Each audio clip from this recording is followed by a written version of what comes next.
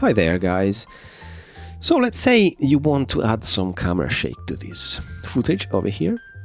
And what I would do personally is add a transform node and then go into the center and modify it with the perturb modifier, which acts like this.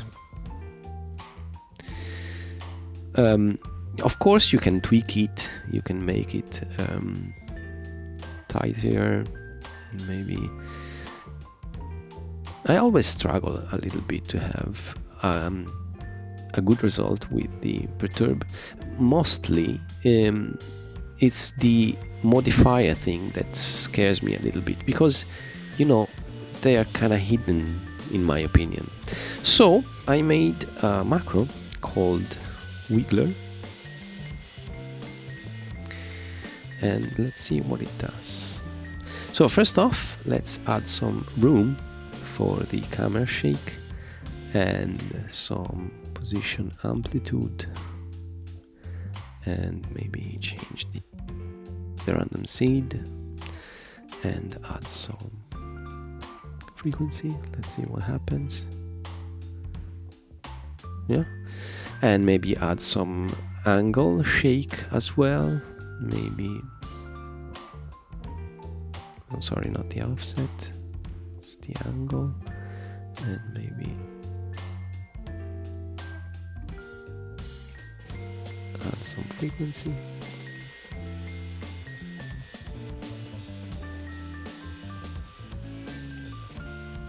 Yeah, something like that. It's pretty nice to me. And this is all fine and it's good because you have all the controls here, and I think it's faster. You can see there is a wiggler, but let's say you want to wiggle something else. For example, let's add a brightness contrast,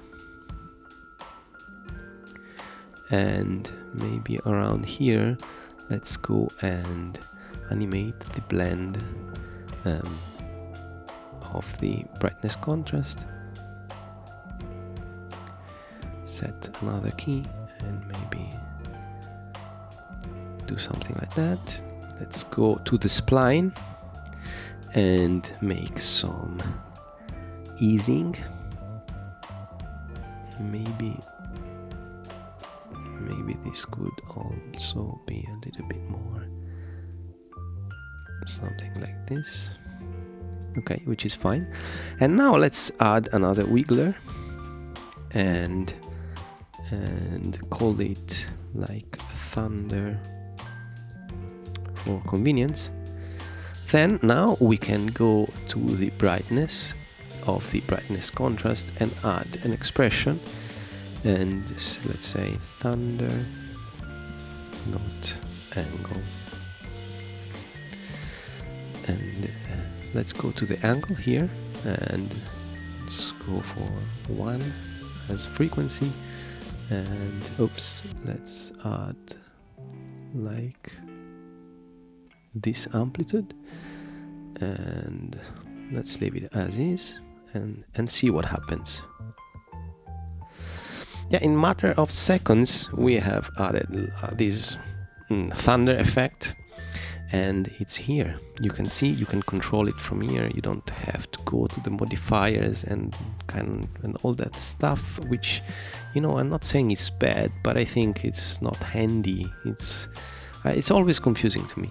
So of course you can, for example, go to the gamma, and instead of using an expression, you can connect to the wiggler expressions.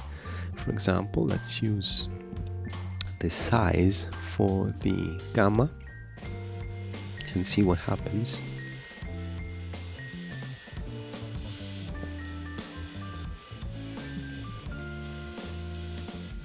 Let's see what happens. Yeah, this is nice.